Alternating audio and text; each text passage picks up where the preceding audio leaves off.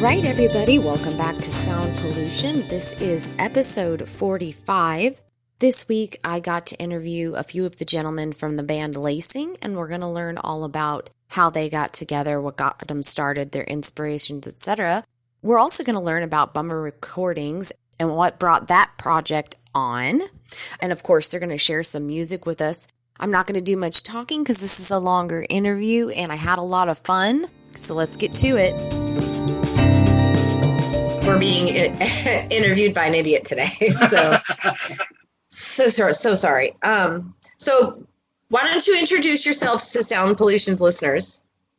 Oh, sure. I'm Joe Davenport, and I play guitar and sing in the band Lacing, and co-run Bummer Recordings with me. I'm Jerry Reed. I run the Bummer Instagram, and I play drums in Lacing. Then your bass player who's not talking. Yeah. Well, you said a couple people, so I didn't know if I should bring everybody or not. I mean, you can do it. I don't know how it'll turn out. Feel free to jump in if you want to. I have to get another set of headphones because I can't hear you. Oh, so I'm just talking to somebody who can't even fucking hear me. Cool. I didn't realize that either until just now. I might just. He's just looking at the computer like, what is happening? I don't know if there's a way for you to go in here. Yeah. Okay, so it's just going to be the two of us then. Let's you go through the main out. I'm not that great at talking anyway. Well, then it works out. I'm just here to witness it and record it. Interestingly enough, we have two loud people in this band and two quiet people, and you have the two loud people. Oh, right on. That works out well for me. And for them, so that they can just sit there and be quiet. Yeah. Yeah, Rob is not here. He's fixing something wrong with his house, I think. It looks like the house, the basement anyways, looks like the house in Blair Witch Project at the end. That basement's so creepy. It does. That's absolutely unacceptable. He's fixing it up. He just got the house. That's the only part of the Blair Witch that was scary was the stupid basement. Everything else was dumb.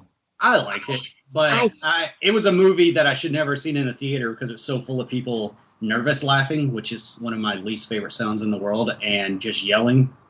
And it's like, shut up, I'm trying to get into the movie. I have still never seen the Blair Witch all the way through. It's stupid. And I was high when I watched it, so I was one of the nervous laughter people. You can nervous laugh outside of Chattanooga all you want. I want to hear it. I was like, what am I watching? So why don't you tell me about Bummer? Well, why don't you both tell me about Bummer Recordings? Even though it was my idea, I don't know what brought it up. I think I used to do a tape label called Failed Recordings, and we mainly dealt with like metal and noise and stuff like that. And we had somewhat recently, self-released a tape because I had all that under, knew what to do and whatnot. And then it just hit me. It's like, there's lots of bands that we like in our genre that don't put out physical stuff. And, tapes are relatively cheap and easy to do versus vinyl. So let's just start putting out bands we like. The price difference between getting 100 tapes made and 300 records made is thousands. That's what Stacking Pennies, because I was like, you should do vinyl. And he was like, let me explain how this works. Seriously, if you just do a bare minimum 12-inch with nothing fancy about it at the bare minimum cost of or the run that you have to press, it's like $2,500. Holy crap.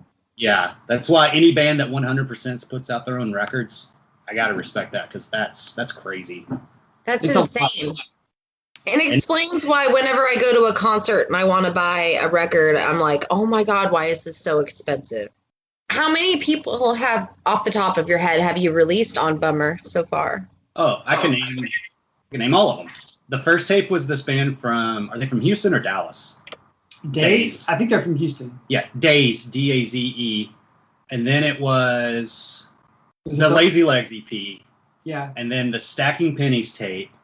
Sleepwalk? And then we recently put out Sleepwalk from Chicago, and that tape's doing really well. We actually put out a non-shoegaze tape that is just crazy beats made by our bassist. Nice. So there's that. And are we missing one? And technically the very first release was the one we did for ourselves a while back. which was a split with the band from Portland called Lazy Legs. And so we put that out, and then that probably hung out for like a year and a half till we decided to go full, like make it a full thing. And we've got like 3 or 4 releases in the chamber right now. So is it mostly shoegaze then? That was the main idea, but we started up something called the Decibel series, where like in the catalog number, like instead of going 1 to 2, you'd have 1 and then 1.5. And the decimals are the weird things. They're going to be beat tapes, noise, just weird demos. I mean, we put out anything we like, but it's going to more than likely be in the decimal series just for fun, just to make it more nerdy and fun to collect. And now, are you going to expand this at all? Are you trying to keep it kind of like small, independent musicians at this point? Yeah, I mean, I'm down to just hit up anybody, or if anybody that we enjoy hits us up. That's how we actually started working with Stacking Pennies, is because they hit us up because we did a Reddit post. And he was just like, hey, check this out. Maybe we can do something. And we were all just blown away. It's such a good album. Oh, my God. And then even the new one is really, really, really good, too. And yeah, that guy's going places. I don't think he grasps where he's going yet. People need to get on that ASAP, because he's just putting out such good stuff. Especially now he's got his own studio going and all that stuff. He's wanting to produce and stuff. Yeah, he's only going up. Yep, exactly. So we knew him when. Yeah, he was the shining star in the sky. I know when he reached out to me, I don't think the only time I'd ever heard of shoegaze was my brother likes it, and I like it.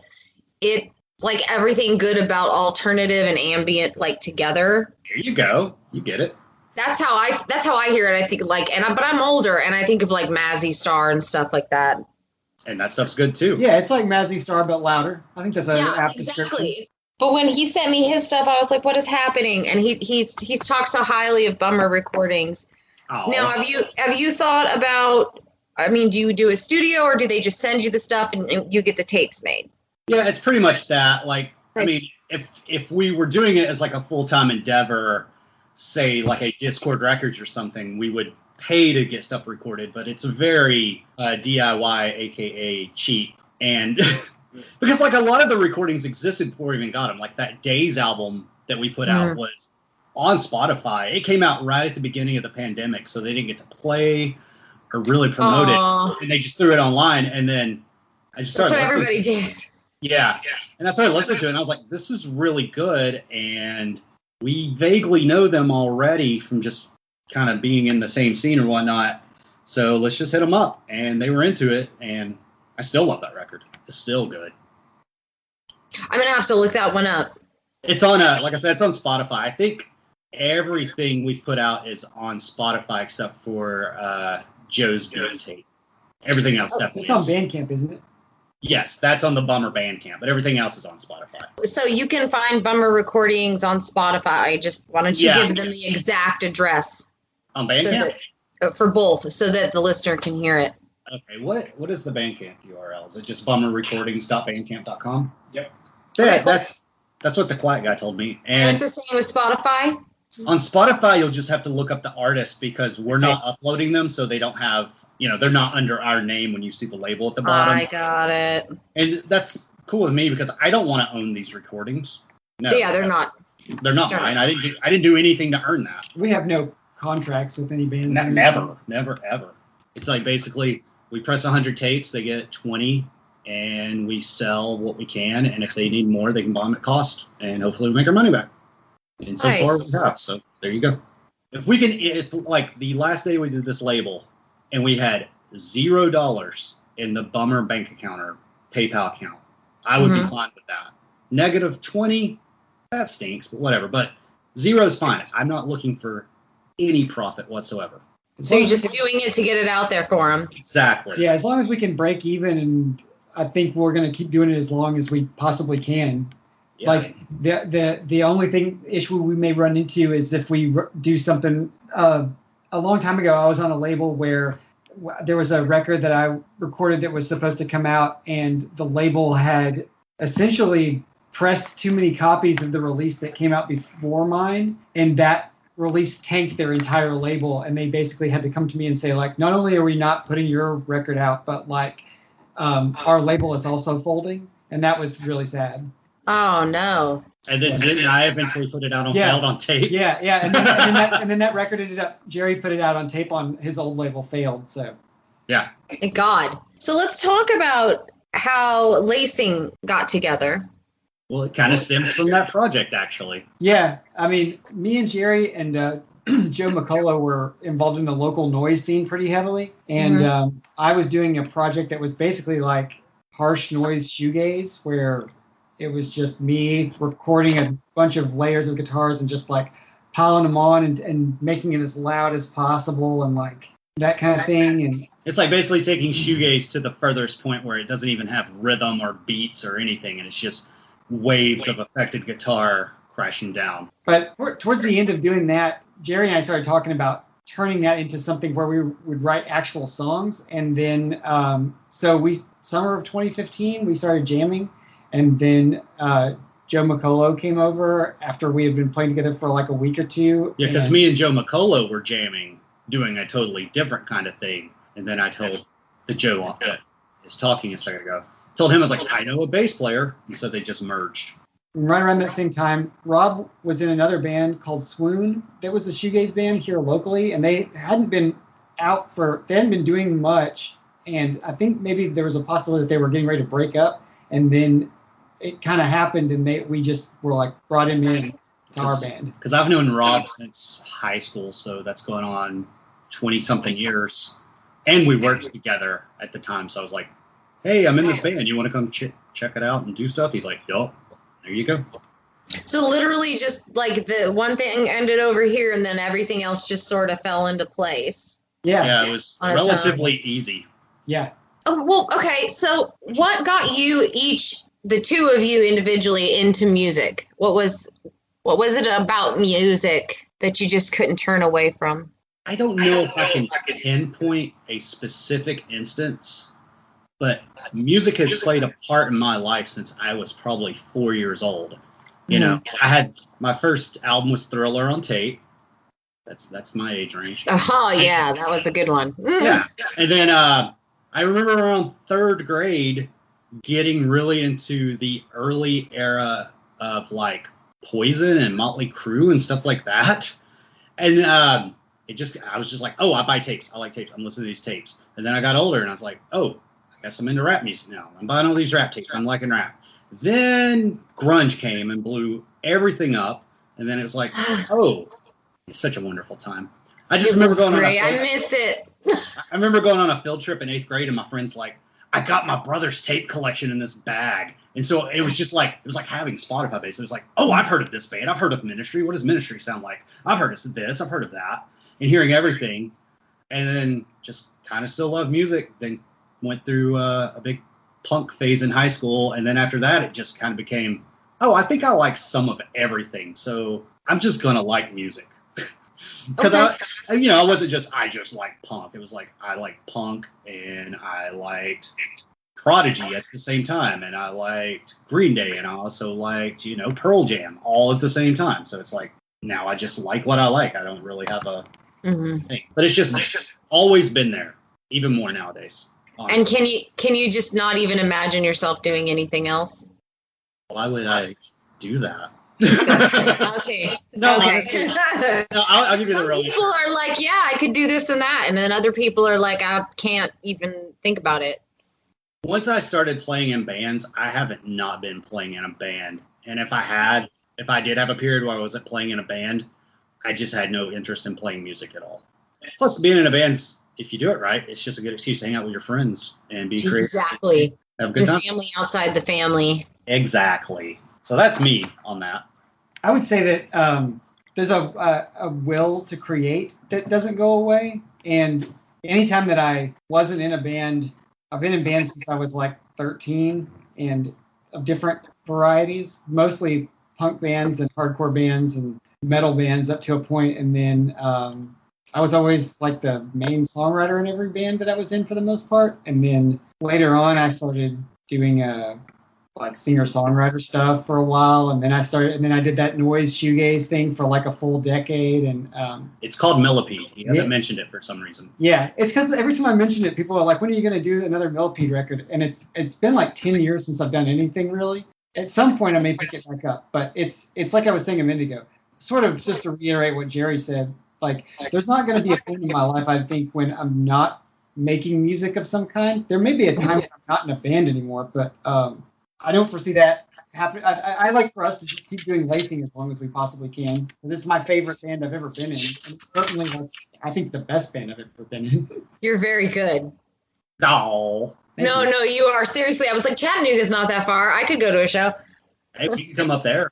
Why is music so important to you that you came up with Bummer Recordings and you grouped together on the band? Was there like... That was a stupid question. I don't know what just No. It's not a stupid question. It's a kind of hard to answer. It's a difficult question. I know. And that's fine. Hard hitting journalism. I had that kind of day. I feel that. But music importance. One thing that really isn't truly related, but it's kind of there, is I have tinnitus, so it keeps me from hearing ringing in my ears all the time.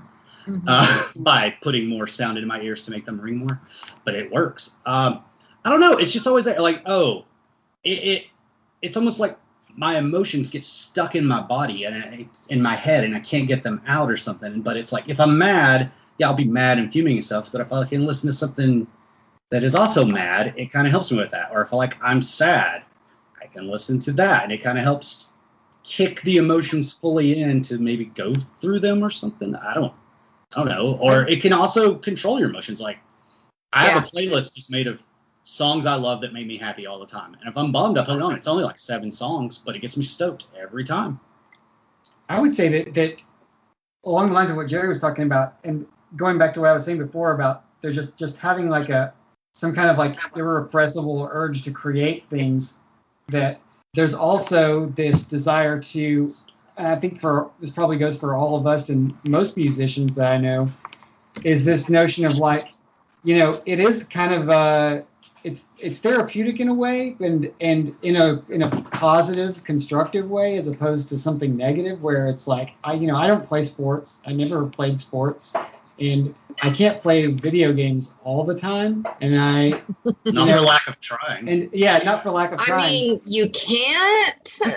But it certainly is one of those things where it does often feel like therapy. It feels like when I write, even if I don't mean to or try to, even if I write about a theoretical subject, it's something it's almost impossible not to put some sort of like personal feelings in there some way.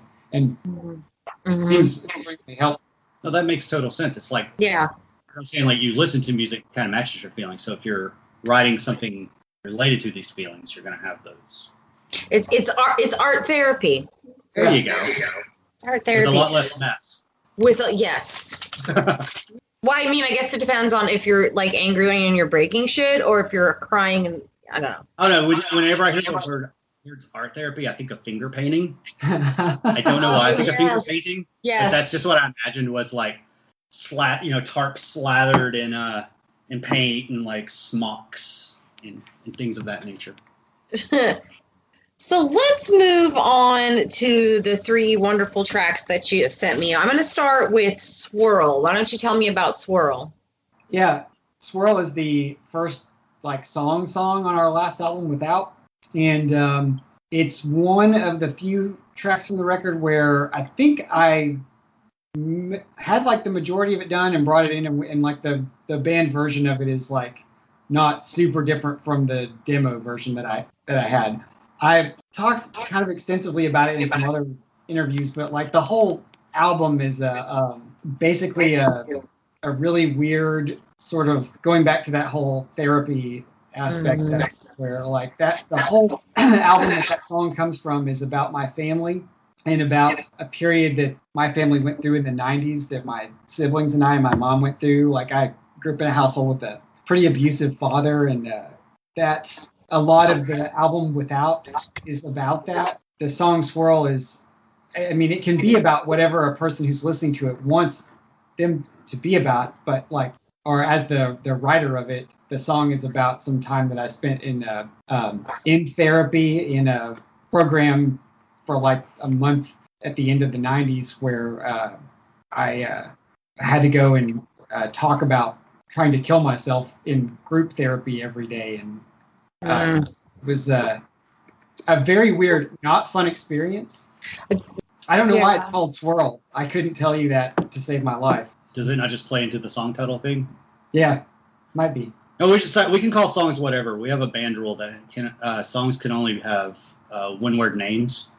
And sometimes they're related, sometimes they're not at all, and sometimes they're inside jokes that evolve. Yeah, sometimes the song is about one thing maybe, but then like the title of it has to do with like the musical part of it, and it's a joke or a pun on our part, because like there's a song on Without that's called Prague, like the name of the city, but it's called that not because we've ever been to the city of Prague, but because that it's even about the city of Prague. Right, it's called that because Joe McCullough, who's sitting here, brought in the bass line for that song, and for like before we turned it into a song, I spent like 2 or 3 practices telling him that it sounded too much like prog rock and that we could. I don't want to play that. Oh, I wondered if that's where you were going. Yeah, yes, please quote me. Do it. Do it. I don't want to play this prog rock bullshit. Yeah. Was the exact quote. So then we started calling it Prague, and then it was like, well, that's going to be weird on a record, and then it turned into Prague. So that's where that comes from. It has nothing, lyrically has absolutely zero to do with any of With that. anything. Right. So yeah, anytime anyone mentions that song, I still chuckle just thinking of that. Yeah, it's very funny because like it was one of those things too where like musically I felt like from the get-go that song shouldn't have worked at all, and yet I think it's a testament to our band dynamic and friendship that we were able to take something that I basically told everybody else was trash and turn it into a really, really good song, or at least I think it's good from I do too. Or from being in the band. Basically, it's not like you have to like be like at gunpoint to play it. Right. I don't like begrudgingly like, all right, we gotta play Prague again. Broken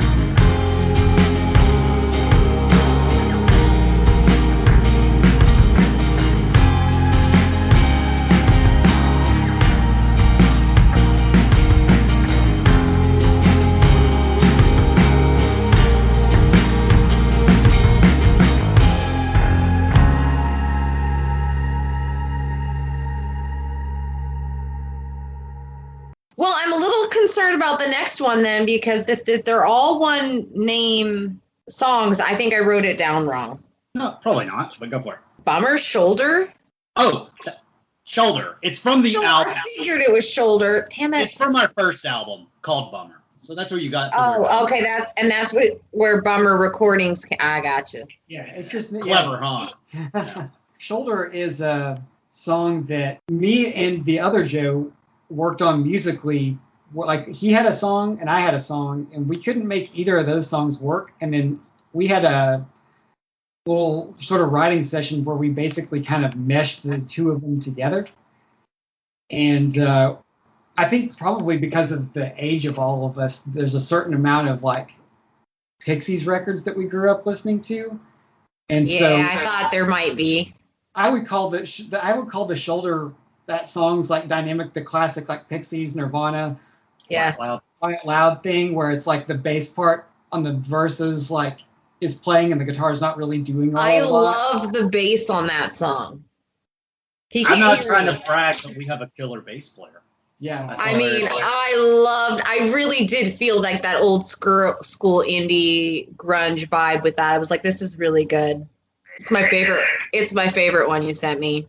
Oh, Oh, cool. Yeah, that is, for sure.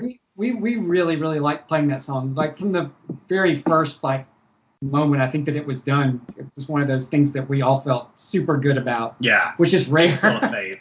It's we don't play everything from the first record, but that's one of like 3 we've definitely kept.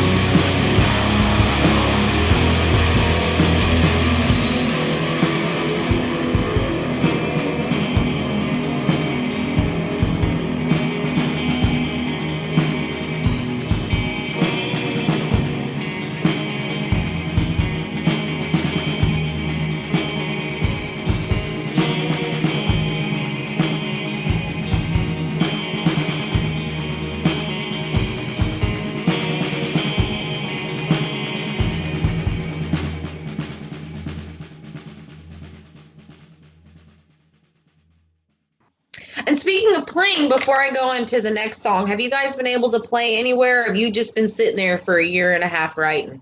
We have not played a show since 2 Januaries ago. Shit. Yep. Yeah, and I mean, the beginning of the pandemic, the first from I think March to the end of May of 2020, like we didn't even practice, we didn't see each other. It was really weird. And then when we just take a break, we basically took like not by choice, an extended break, and then when we started practicing again, we knew we weren't going to be able to play shows for a while, so we were just like we started talking about like let's just start writing stuff, let's just start playing stuff, and let's not really even. I don't think we even really had like a goal in mind at that point, did we? Didn't we just write a bunch of songs? Kind of like just write and see what happens. You just sort of let your inspiration go wherever. I mean, you had time to kill. Yeah. And it's cool because you don't have to work. You know, when you have shows, you gotta like, okay, let's figure out the set, let's play the set, or I mean, if that's what you do in a band, that's what we do.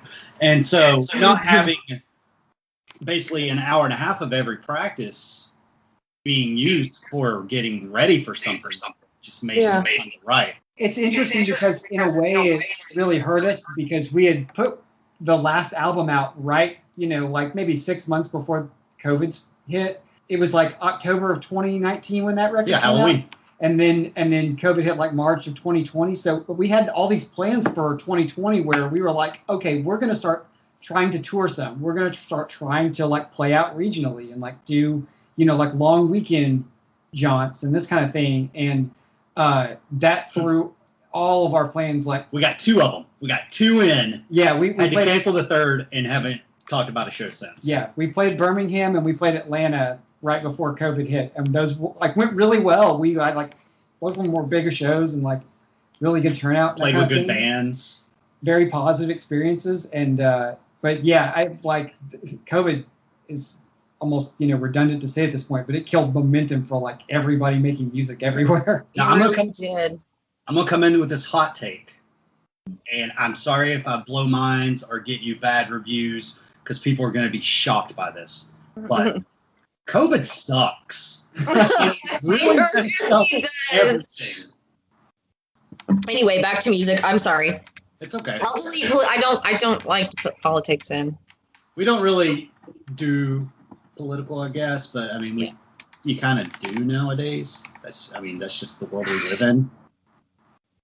Yeah, I think I would rather people know up front how we feel about like a lot of different issues as far as that. I mean, you know what I mean? Like, I don't want someone ever getting the misconception that if they listen to a Lacing record that like we're gonna be cool with the fact that they're transphobic or homophobic or racist. So I don't think that's a surprise to anybody. But if it is, maybe if people have those kind of like hateful feelings, they can fuck right off and never buy another one of our records. I have no problem with that. They can kiss my entire ass. So what I wish they would do is when they hear that, maybe reflect on themselves and wonder why they have so much hate for people they don't know. Exactly. That's just and weird. A complete lack of empathy. It's disgusting. It is just absolutely disgusting. I think if anything, COVID just showed us how truly fucked up this country is as far as the individuals in it. Oh, we're all getting bummed out now. Okay. So anyway, Violet. Tell me about Violet. It's like a sweeter song.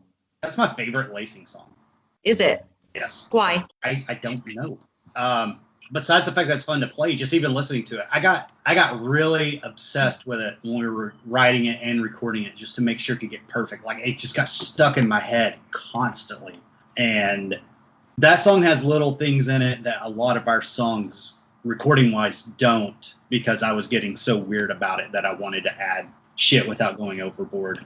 But we did talk about that. Like from the get-go, Jerry and I talked about, I brought in the demo, the thing that I had for Violet was basically the first half of the song. In practice, it was just like those chord changes and stuff. And I had a completely different chorus for it that makes no sense now whatsoever. I don't remember any of this. That's because you guys never even saw it. Oh, okay, cool. The other chorus sometimes still gets stuck in my head, and it doesn't make any sense with the rest of the lyrics. It's, again, one of those, like I said, people are free to, sort of project themselves into any of the lyrics that we have in the songs to whatever degree they feel necessary. But, like, that is a song about child abuse, and about, my siblings and I, and how we would try to like deal with my dad whenever he was like on one of his rampages, and the music to it's just one of those things where like from the get-go, when I brought it in, Jerry and I started talking about like, well, these chords are really beautiful. What kinds of effects can we just stack on top of here? Because we wanted it to sound like really, really lush. So we added like layers and layers of chorus, Electron patch underneath it somewhere that almost has like a Selected Ambient Works Aphex Twin kind of vibe to it. I put phasers on the cymbals. Yeah. We did really weird stuff to Violet. It's got some kind of vocal filter on it that we didn't use on anything else. I think it's a chorus, isn't it? But it's like cranked to different. Yeah, it's a really weird panned chorus on the vocals. Like everything about that song is super weird, and I hope that if people take away one thing from Violet at all, sort of like Violet felt like the test run for whatever we did next, where we were like, if we can get away with pulling this off, how much stuff can we add to the next things that we do? Are you talking about the third guitar idea and stuff? Yeah. It'll be fun.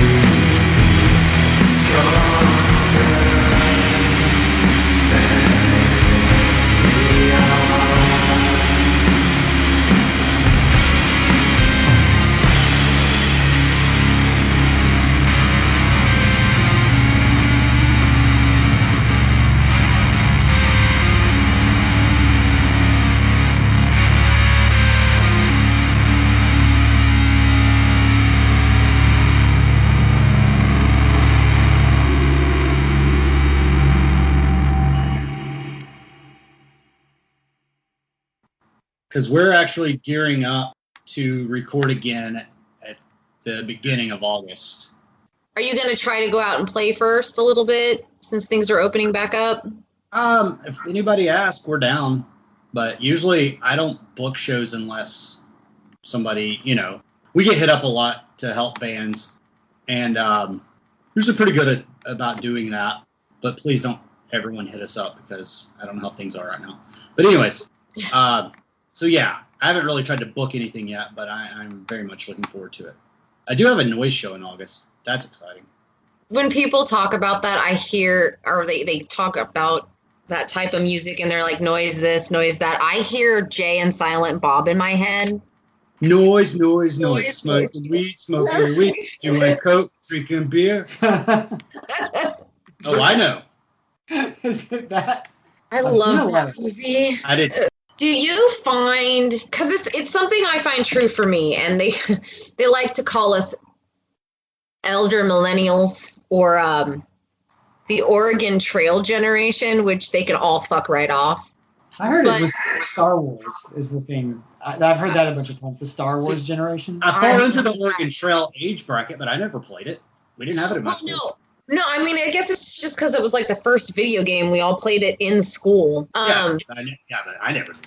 But do you find that that's been, as far as music goes, I was just thinking about this literally the other day. Because they talk about how we were, we could go to the library and look for books the old school way. We didn't have to Google things, but then we've gotten very used to technology and we're just as efficient at it. Do you find that it's sort of the same with music? Like, I feel like our generation, this weird part of this generation, we're just as familiar with stuff from way, way, way back when as we are with the new stuff coming up because we had so much different music we had coming at us from different areas. No, that makes a lot of sense. And it seems to me, and no offense to any younger people, but a lot of people, especially maybe now with just how streaming works and how there's no underground or whatever, but most people... I never have thought about that in those. There is no fucking underground anymore. No, at all.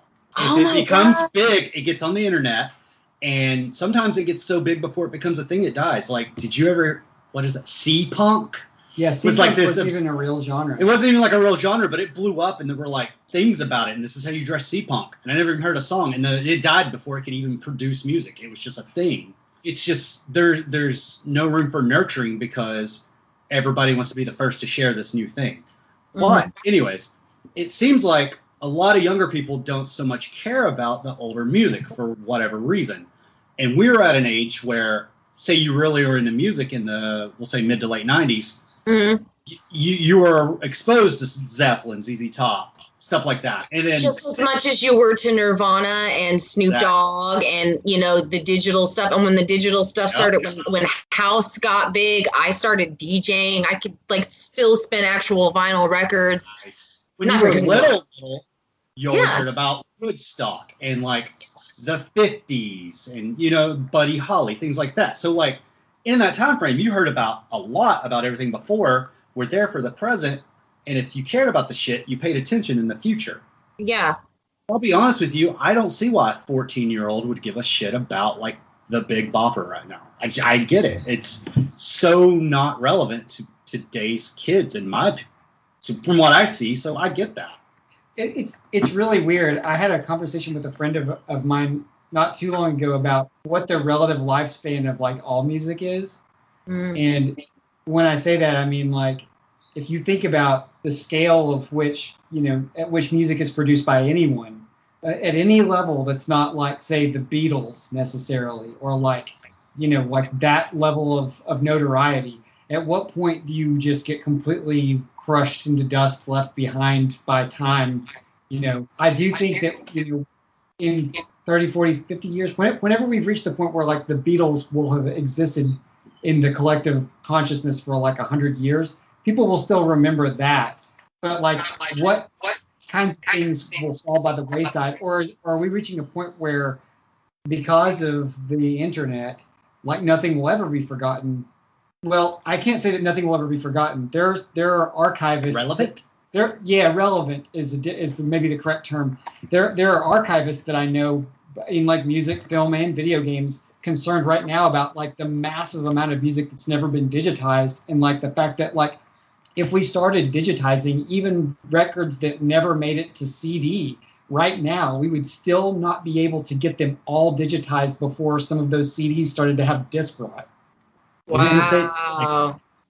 The way we do digital now could be very different in 30 years. Yeah, You know what it changed really fast. I mean, it went from internet when I was a kid, we never even would have thought, like, NASA used it and that was fucking it.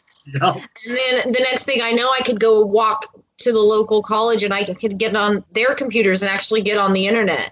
You know, and in between that, I was playing this little green computer, and now I can't survive without a cell phone. Don't you just hate that you feel that way about yourself? Because I know I feel that way about myself. These kids do not know what it's like to go outside and get really dirty, and to come back home when those street lights come on. Yeah. Like, that was a real thing because they're all in front of the screens. Which I'm not is gonna lie though, I was in front of a than different being screen. outside. I was in front of a different screen as a kid, and that was my NES and the TV. Yeah, I did spend a lot of time in front of the old Nintendo. But no, you're what you're saying is totally right. It's just different. It's different. I think It's that's just also different. I think that's a big thing though, especially with I guess what you call boomers. Mm-hmm. Or if you generalize them, I don't know everyone, so I can't say this, but it's just like they refuse to understand that life is just fucking different now. Everything is different than it was in the 60s and the 70s. And things in 40 years are going to be different than they are now. And we're this weird pod of a generation that knows what it was like before and knows what it was like after. So we're a little more limber than I'd say so. The people before us and the people after us. I didn't personally own a computer until I was in my 20s. Right, I mean, I used exactly. them, No, but- neither. Yeah, so And music and how you share music has changed. yeah, Which is why I thought it was so cool that Bummer does tapes. they never died. That's the thing. I personally feel I've that. just never heard of. I just haven't seen anybody put out a tape. It was weird. It went from like CDs to MP3s, then back to vinyl, and tapes were just kind of skimmed over. I think I remember my first tape. Yeah, me too. I remember it was Billie Holiday. I begged for it. There you go. Mine was Thriller, like I mentioned earlier. Thriller. Thriller was not long after, honestly. What about you? What was your first one? I think the first tape I ever had was a tape of the Beatles' Sgt. Pepper's that one of my uncles gave to me. And That's a good album, though. But when I was like 11 or 12, every kid in my neighborhood, one of us, I think it was me, bought a copy of like Nevermind on CD, and then we all dubbed tape copies of Nirvana's Nevermind and like passed them around to like every kid in my neighborhood. Oh my God! And so like we would all skateboard to Nevermind. It was the album, and I lived in Washington State. Like, Oh, gosh. everybody found a way to have that album. Everybody did. Talking about taping CDs, the funniest one, this kid in my 9th grade class taped the first Adam Sandler CD, but he only had singles. So it was almost like a box set. It was like 5 tapes, like 6 It was like minutes. a joke per side. Yeah, it was like a track per side, basically. It was, I remember, tapes I couldn't afford, and like waiting at the fucking stereo to hit record on the tape that you put the Scotch tape over the end part, and then you stuck it in, and then you were like and the damn DJ would talk over the first fucking minute and a half of the song. You get so mad. I think it's because tapes are, I guess, kind of cool nowadays. They are cool. I guess we're part of the problem to a certain extent. But the thing is, most people don't know this, tapes never, ever went away. They were used, well, I don't want to say exclusively, but like getting back to noise. I mean, they were putting out tapes. Well, that's how I got back into tapes, is I started getting into noise and everybody was putting out tapes and they were like $6 a pop. And it's like, okay, I'll go to the Goodwill or whatever. And I got a really nice tape deck actually for like $10. Oh yeah. My stereo and one. good to go. I've got my decks hooked up through it just like I did back in the day. Yeah. So I can now the laptop's hooked into it too, but I can, record an MP3 of a set, or I can record a tape, or both at the same time. Yeah, that's awesome. Oh, I just want to throw this out to everybody because tapes are kind of cool. If you see someone trying to sell a single tape, new, for $14 or $15, and you know there are more than 100 copies of that tape, they are ripping you off. That tape should never be double digits as of now in America. Well, back in the day, they were a little. Well, just a few years ago, they thought they were out of product. They just thought tapes were literally extinct, like, we don't have the stuff. So that would make sense. But, it's just, I don't know. Like I said, I got into it through, like, cheap noise tapes, and then I started seeing, like, Hydra Head putting out tapes and charging $16 for them. And it's like, I know better than this. That's know crazy. What you're doing is sketchy. I still like Hydra Head and all, but that just wasn't, I don't know, that just didn't sit right with me. Still doesn't. I've already taken up enough of your time. How about you throw out your social media for both Bummer and for the band? Okay. Lacing is on Instagram. We have a Facebook page, but we never really use it. So if you want, you can message us or just check it out. It's Lacing Band? Yeah. Yep. And Bummer Recordings is pretty much exclusive to Instagram, and it is just Bummer Recordings. Yeah. And Lacing Band is Instagram. That's the same.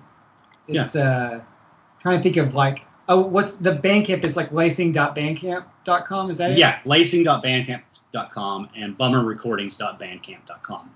And on those, you can do all the ordering you want to do, and I mail those out. I try to be really quick about it. I go to the post office at least once a week, so you're not going to. Oh, wow. That's awesome. Yeah, it's pretty close to my house, so. No, that's nice.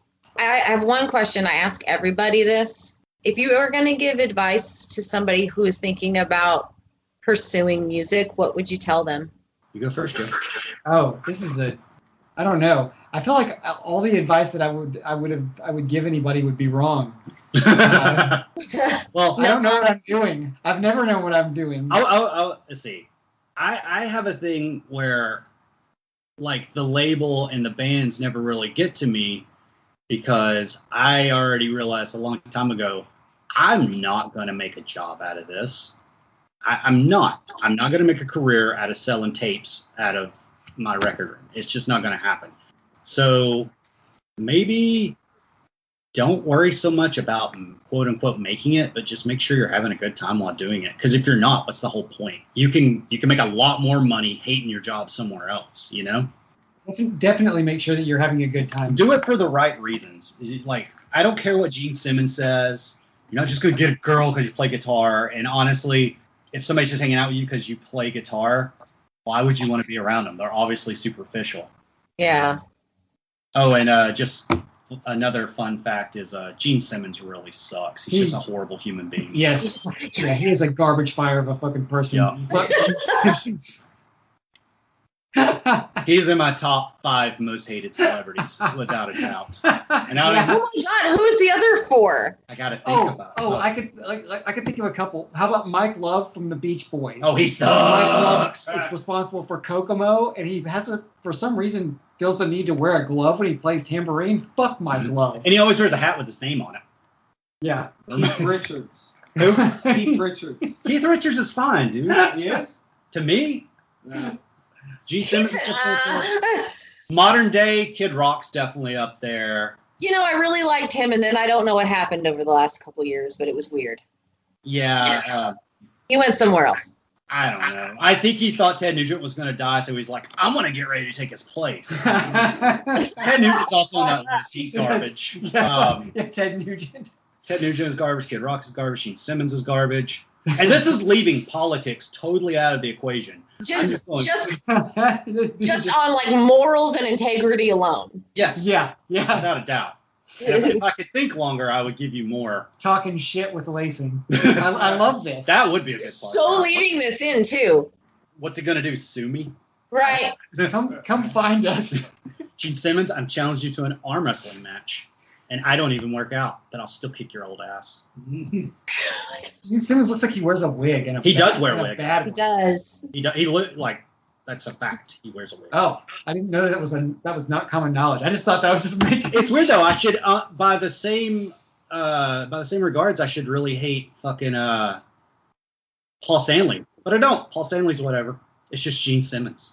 Something about him in general. It's his whole thing, basically, that I think when he said that everybody that plays music did it to get laid. And I just think that's fucking disgusting. And don't put off your frat bro bullshit on me. Leave your toxic masculinity to your people because I'm sure Kid Rock. I mean, no, granted, in fairness, I mean, when you're a teenager and you start playing music, it's a perk. No, nobody's going to say it's not. But that's not the whole reason you do it. No, if it is, you're doing it wrong. Yeah, you're not doing it for the right, in my opinion, the right reasons. There may not be a right reason. Maybe everybody gets to pick their own reason, and that's right for them. I'm getting heady with it. Sorry, but I'm not taking back the Gene Simmons shit. I think that's the grave. The last day of lacing before we break up, I'm gonna go out screaming "fuck Gene Simmons." When I die, take my body, spray paint "fuck you" on it, and throw it on his doorstep. I love that. Jeez. Damn. Hot with this shit. I'll probably leave that part out. I think it would be hilarious. Is there anything else you want my listeners to know? I would say go support all the bands that we put out stuff from on Bummer. They're all truly, truly amazing. Lazy Legs, Stacking Pennies, Days, Null. That's a new one coming up. Yeah, Day Aches coming up. Oh! Day Aches, Sleepwalk. We didn't even talk about the upcoming releases. We didn't. We suck. Go ahead. Newest tape coming up is by a band called Day Aches. They're about to drop an EP, and we're doing a short run tape of it. Then we're working with this band from Birmingham called Null. And I don't even know how to describe them. They're not shoegaze. They're not stoner rock. They're not indie rock. They're not, definitely not metal. But they're somewhere between all that. And then there's lacing stuff coming up. We're doing putting out a whole CD of remixes of Without. Like the whole album's been remixed by different people. We're doing a super limited 7-inch lathe cut. It's a secret cover song. All we can say is it's not Very Ape. Yeah, it's a Nirvana cover, but we won't tell people what it is until it comes out. And then the stuff we're going to record, we're going to split release it with Elder Magic, who puts out our stuff. And so it'll be Bummer, Elder Magic, and Handstand, who put out the CD of Without. Hey, Will. Hey, Turtle. If they hear this. All right, everybody, that was episode 45 featuring Lacing. For more information about the band and Bummer Recordings, just scroll down there to the description section. I have all the links listed for you. Don't forget to follow them on social media, Bandcamp, and support the independent musician. Also, don't forget to follow Sound Pollution on social media. And if you're interested in being on an episode of the show, you can email me at soundpollutionpodcast@gmail.com. Also, if you might be interested in doing a live with me one week, again, you can reach me at that same website, or you can DM me on social media. I hope everybody has a great week. As always, thank you so much for listening and supporting. Be loved and make some noise.